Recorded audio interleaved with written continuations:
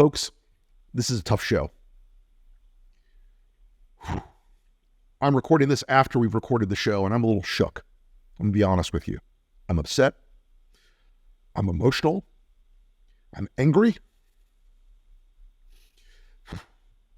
The story you're about to hear is of Ryan Hamilton and his wife. And the fact that the state of Texas caused her, even though her child had died, to be tortured for 96 hours based on their abortion bans in the state, and the lavish, insane cruelty of those bans. They are not pro-life. They are not small government. They are not in any way anything you could imagine. And they're backed up by an army of online hate that we will talk about towards the end of this segment that has left me absolutely livid. It's a tough show. Don't listen to this with your kids. It's hard. It's very, very difficult to hear. But I want you to hear it because Ryan Hamilton's story is important. It speaks to where our country's headed, and headed fast in a lot of states that have decided that women don't have rights at all. And I say this as somebody who believes that abortion is a morally complicated and terrible issue. I say this as someone who treasures life. But I say this also as someone who, when you watch the hand of government with the corporate medical establishment play out in this story, if you're not as disgusted and angry as I am, I will be shocked. It's not easy to listen to. But with that, let's go with our friend Ryan Hamilton. Thanks. Your task will not be an easy one. Your enemy is well-trained, well-equipped, and battle-hardened. There is not a liberal America and a conservative America. There is the United States of America. Good night and good luck.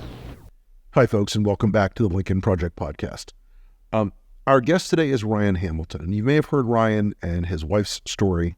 They live in rural Texas, and a few months ago, Ryan's wife got some very tragic news that their child that they desperately wanted no longer had a heartbeat. And Ryan's story and the story of his wife played out in the state of Texas, unfortunately, where because of the change in the laws there and because of the change in the post-Dobbs environment, the restrictions on women receiving life-saving health care have become so onerous and so punitive that his wife had to suffer through excruciating days of pain and fear and terror. And Ryan has told his story in such an eloquent way, and I'm so grateful, Ryan, for you coming on the show today, because I think our audience needs to hear a little bit about what's at stake as we move forward. And your story and your wife's story and your family's story is one that moved me profoundly.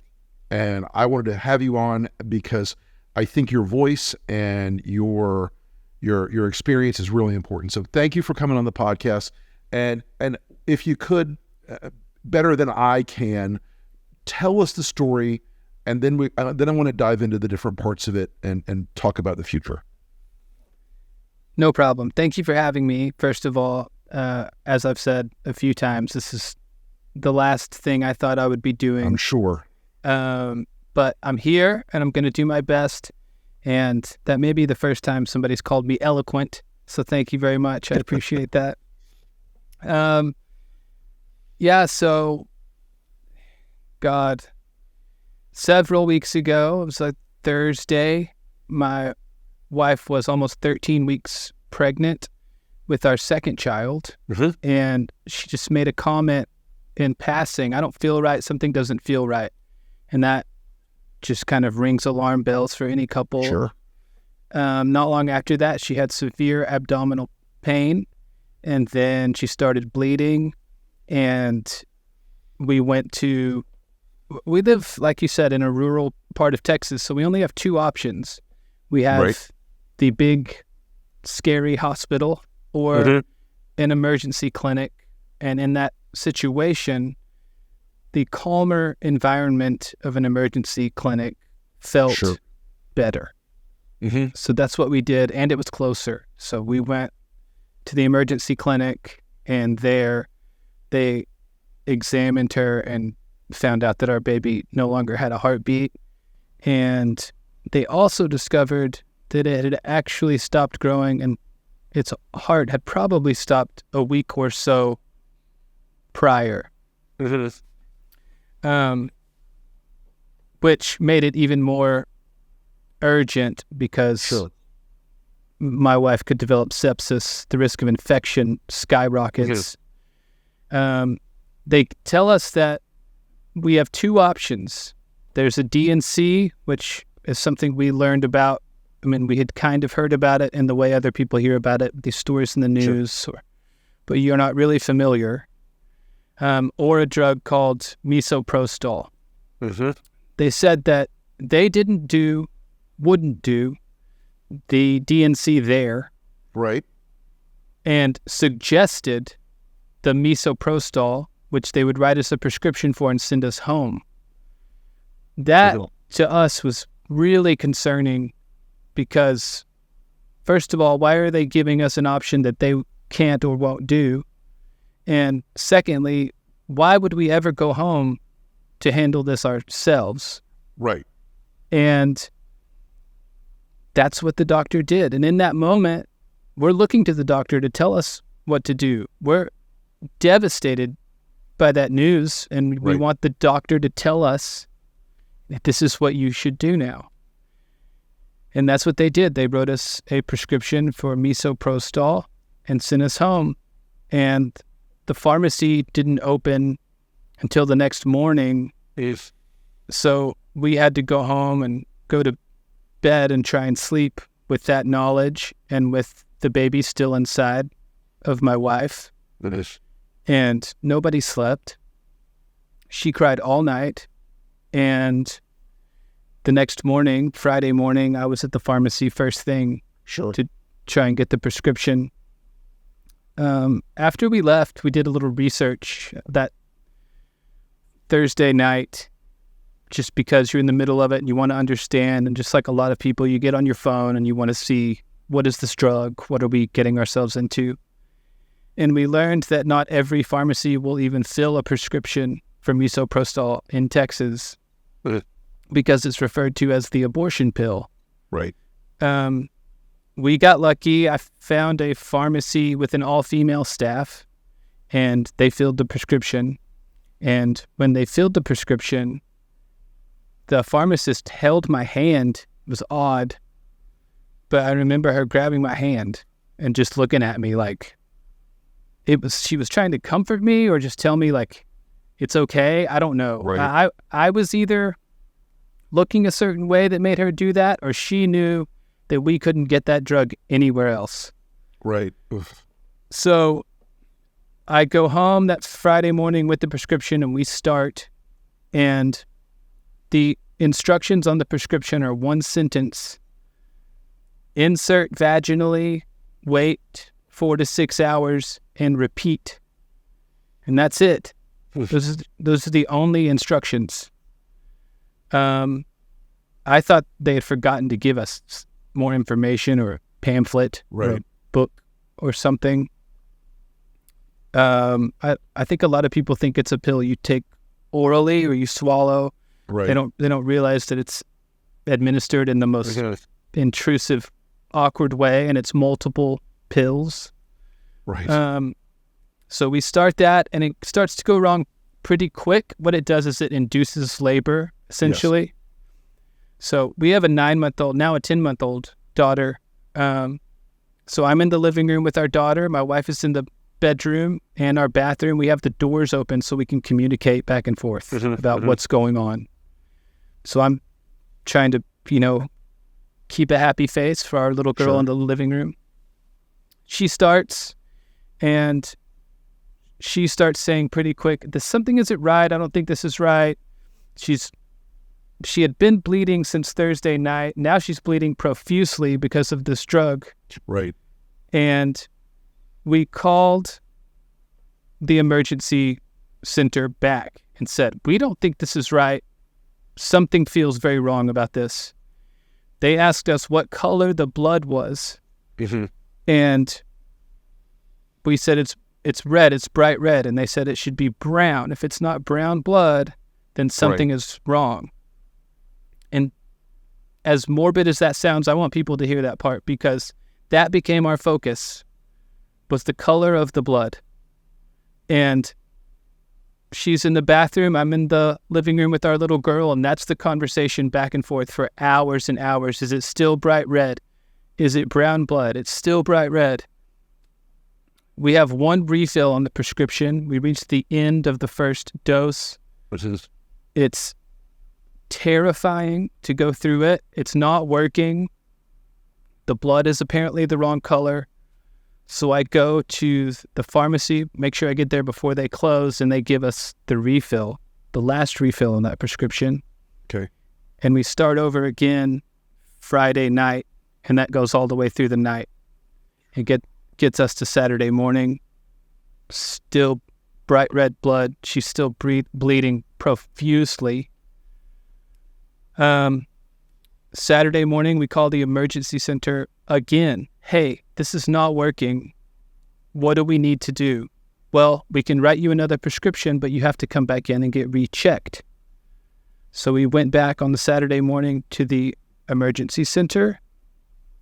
They take my wife back. The nurse does the usual thing, checks her blood pressure, does all of the things. They have her chart from Thursday night. They know what happened. Right. There's another doctor on call. You can hear him from his desk. He was sitting at his desk. And he said, I'm not giving her a pill so she could go home and have an abortion. And I don't know if he knew she could hear him say that or not. But he collected himself, I guess, and then directly to my wife said, considering the current stance, I'm not going to prescribe you this medicine. End of doctor's appointment. Not, but let's do a DNC immediately because this is clearly going wrong. Right. Just the end of doctor's appointment. And the nurse, you could tell she wanted to do something. The nurse could not believe it. And my wife becomes hysterical, of course, because what option did they... Yeah. What? They gave us no option. They just sent her on her way crying with our baby inside of her and no more medicine. So we have to kind of collect ourselves. Our daughter's still with us in the car seat. Right. We're in the truck. We're trying to get it together. We know there's a hospital an hour away. It's where our daughter was born. We called. They said, come in immediately. We went. They took her right back. I stayed in the truck with our daughter, and my wife and I were on FaceTime because we wanted to shield our little girl from as much of this as possible. Of course you would. So I'm in the truck just trying to say, we're on an adventure. Everything's okay. And that balance was hard for both of us because, well, for reasons I'm sure you understand. Of course. They take her back and she has to start all over again with the examination. They have to do a new scan. They have to reconfirm the baby has no heartbeat. They are asking her all the same questions over again. And they do their examination. They determine the same thing. They know she's 2 rounds of misoprostol in. She's bleeding through several pads over several hours. She started bleeding Thursday night. Now it's Saturday mid-morning. And after they do the examination and determine what we already know, plus they have the information of her taking the misoprostol twice, they just disappeared for hours, only to come back in occasionally and ask some question that they've already asked. Or just see, hey, you doing okay? It was odd. And they finally come back in, the doctor, and they decided that it was not enough of an emergency to perform a DNC. And for people that don't know what a DNC is, it's a procedure to get the baby out. abortion is what is done. A D&C is how it's done, essentially. So Correct. what they told us is that my wife was not close enough to dying. Sorry, Rick. I It's just okay. can't. I try and tell this Ryan. and just tell it, and it's hard, Ryan, man. no, man. I'm here for you, brother. So they decide it's not enough of an emergency, and they're going to do us a favor and give us one more round of misoprostol, but this time much stronger, with no refills. They say, if we decide we want a DNC, maybe they can schedule one for a week or two later. Oh, Christ. And that's where they get away with it, because technically they offered. On the discharge paperwork on the hospital, it recommends we go see our OB. Go get anybody who has an OB. You know you can't get an appointment Right, immediately. Right. I don't understand how they have this information. They know my wife could get an infection or sepsis and die, and they just want to delay it, but technically offer. And they just sent us back home. And we went back home on Saturday and started all over again. And this time, though it's still one sentence, but the instructions are different. It says, insert vaginally, wait, I believe it was 8 to 10 hours, repeat. So we go home and we start again. I'm in the living room with our daughter.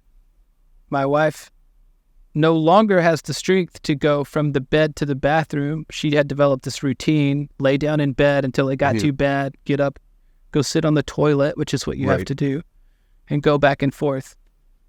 She's no longer strong enough to do that, so she just stays in the bathroom and lays down.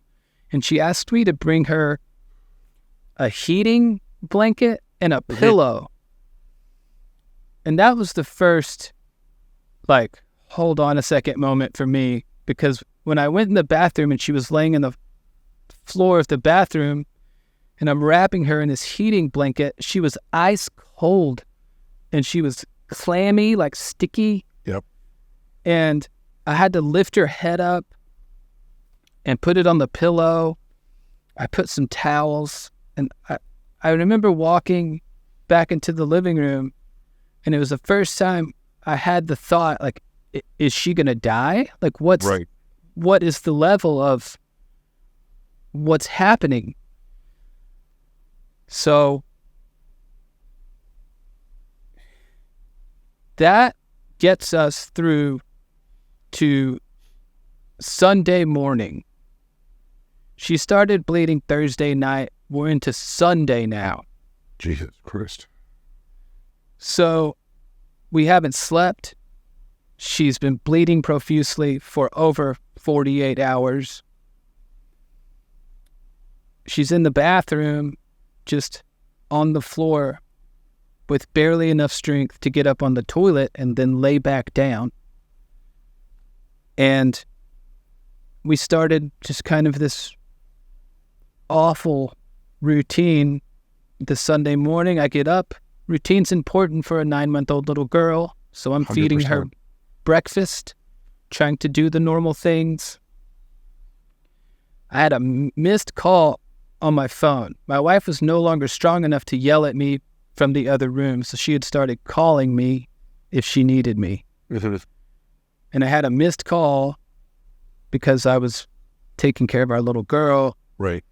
And when I saw it, I went into I set her daughter in her playpen, went into the bedroom, then into the bathroom, and she had fallen off of the toilet, and she was unconscious, and there was blood from the toilet seat down into the floor. She had fallen in a really awkward position. Right. In a position where you know something is very wrong. And I just started yelling. It was out of body. Sure. are you okay? Can you hear me? All of those things. So I picked her up and put her back on the toilet. It's so disgusting to me that so much of this happens there. Right. And I dressed her and carried her into the living room, still unconscious, put our daughter in the car seat, put my daughter in the truck, came back in, got my wife still unconscious, carried her to the truck. I wasn't calling an ambulance. We didn't trust any of these people. I was not waiting. Sure.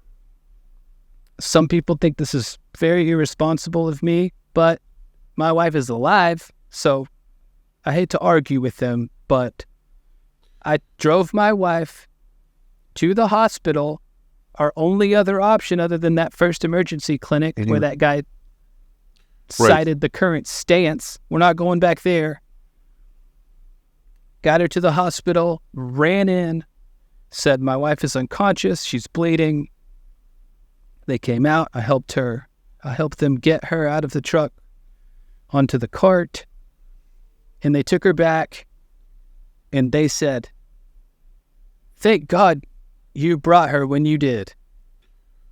And it's the only time they didn't hesitate, because she was finally close enough to dead that they had to help. And they saved her. They gave her the fluids that she needed. They said she had lost a ton of blood. She was severely dehydrated. And they wanted to keep her longer, but she didn't want to be poked and prodded anymore. Right. And we left the hospital that same day, later that day. And they still weren't offering to do the DNC at that point. Correct. So we were able though to confirm that the baby was no longer with her. That though, now that we've gotten through it and we've learned what we've learned, there are still things that can be left that cause infection. So why they didn't go, well, let's maybe check, I don't know. Sure. But they didn't offer, but they did confirm the baby was no longer with her. And I love the argument from these people online. Oh, so the medicine worked. Why are you complaining? Well, ew. So after that, you were concerned, rightly. She still had material from the past child in her, the fetus that could still cause a problem. So go on from there. Yeah. So at that point, we don't want to go to any doctor, especially around here. She is terrified. I don't know if she'll ever lose that fear of the doctor now.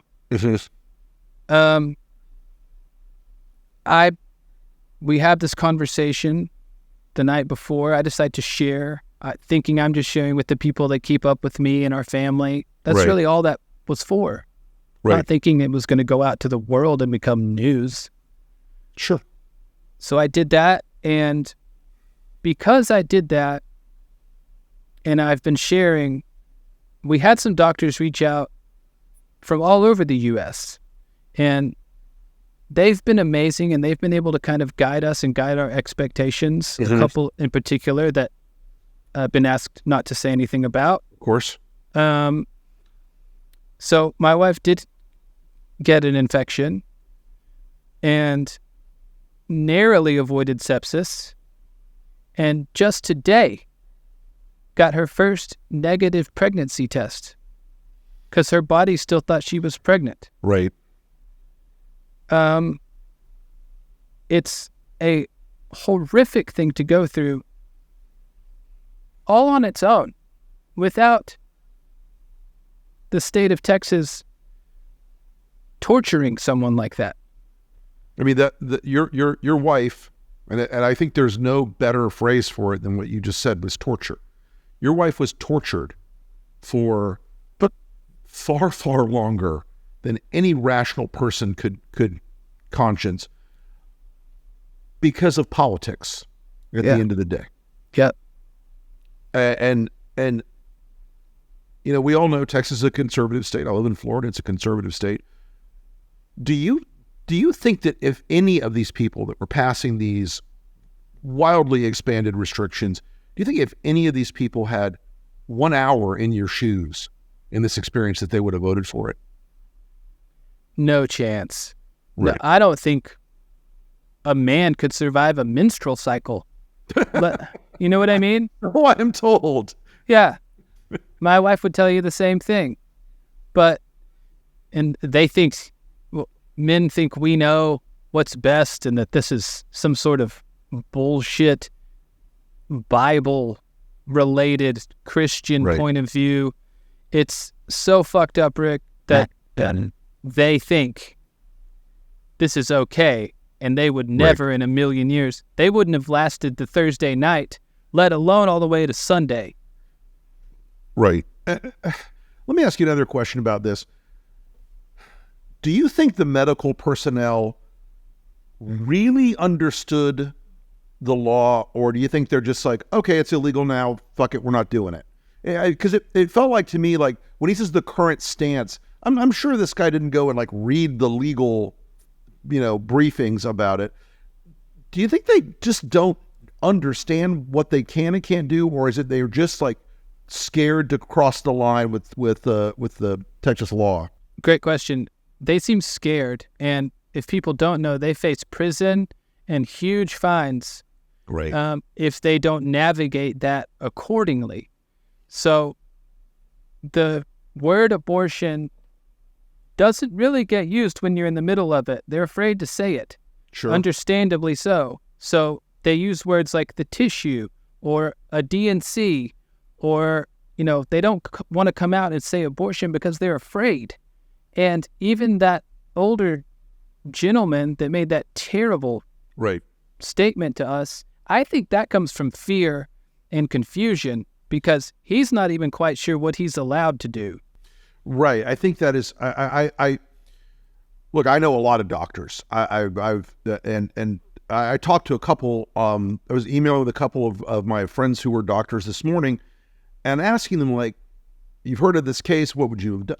And they were all every person I spoke to or communicated with about this. The opinion was like, Texas law is so bad. Everybody, they all live in states where it's not like Texas. They were all like, I would just done it. I would have just said, screw it, done it, saved the life, saved the woman's life. And one asked me a really interesting question. He said, so they knew from the beginning of the process that the baby had died. They knew from the beginning the baby had died. And he asked me, he said, at that point, it's not an abortion in the sense that the Texas legislature means. At that point, this is just taking tissue out of the body that is already passed. It is already dead. And it's like, that's what troubled me so much about this story is they knew from the beginning, like from the time you walked in the door of the first visit, the baby was gone. There was no baby there left. It was just gone. And that's what outrages me about this story is just they tortured your wife for days, even though they knew that on the front end. And I don't know if that says something about the character of those people, or the character of the medical system, or the character of the power of fear, or whether the corporations that own these medical clinics are interpreting the law in a way that ends up being this nightmare for people. I just don't know. And I don't know if any of us really know, but you guys experience it in such it's a heart-wrenching story, man. And I feel for you, and I feel for your wife at such a level, because nobody should go through what you went through. Thank you. But I want to take it to what happened after you told your story, because it did get worse in a lot of ways. People treated you in ways online that when I saw you in my feed, people were treating you in ways online of such extravagant, horrific, torturous cruelty. I could not believe they were members of the same human race. Same. Talk to us a little bit about what happened once your story became more widely known, with the trolling and and the attacks. Well, it's the last thing we ever thought was going to happen. We were just going to inform, like I said, the people that were kind of keeping up. Sure. And then it went viral. It's the last thing you want to go viral, really. Of course. And I wasn't ready for that. You're a liar. This is political propaganda. Right. But I could kind of stomach that. Then, on my original post, I quoted my wife because she yelled at one point out of frustration, "Get this dead baby out of me." Right.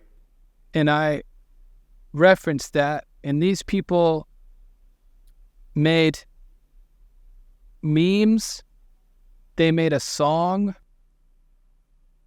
"Get this dead baby out of me" became a big joke to these people. Right. They said things like, "Your wife killed your baby." It's the worst side of humanity. I didn't know it could get that bad. And it infuriated me. And I had to learn, and I'm better now, and it's only been a few weeks. But you want to hurt them, and you want to convince them of their ignorance, but they are so far gone. Yep. There's no convincing them otherwise. That's right. And that's been the biggest thing for me. It's not the cruelty, which is at a level I didn't know was possible. Right. And these people claiming they're Christians, there's nothing Christian about these people. None. They're full of hate and ignorance. And Right. I mean, if you're going to be a Christian, that's being compassionate and caring and forgiving and helping people in need. They're doing none of that. Right. And the cruelty continues because now I'm fighting back. And the louder they get, the louder I get. And the advantage I have is I've taken the time to educate myself.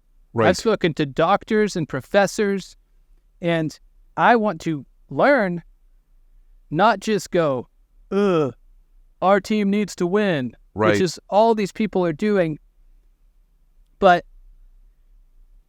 the fucked up things they have said to me and my wife, I did not know was possible.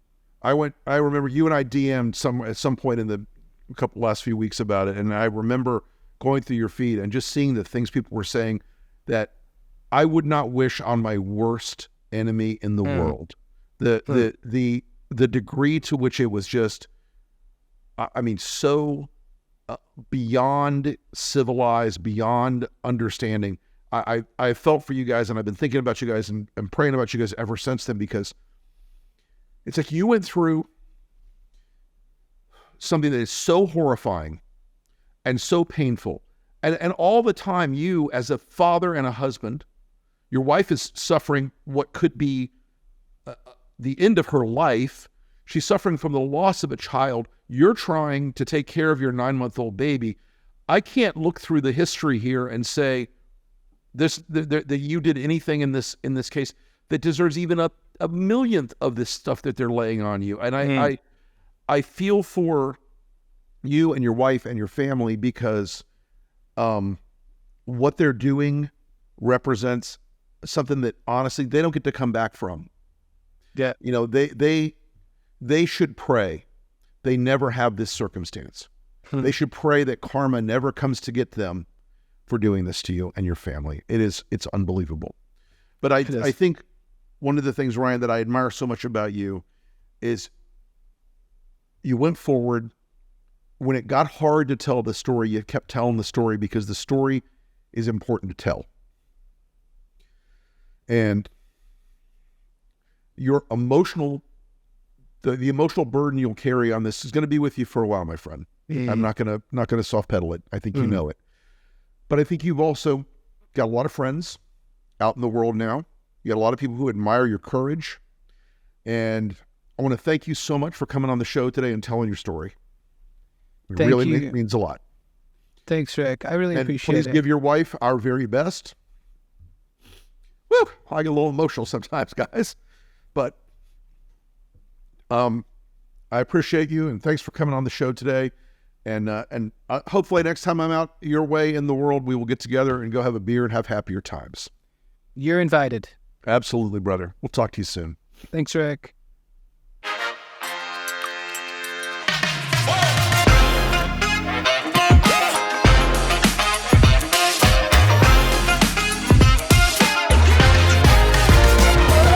Good night and good luck.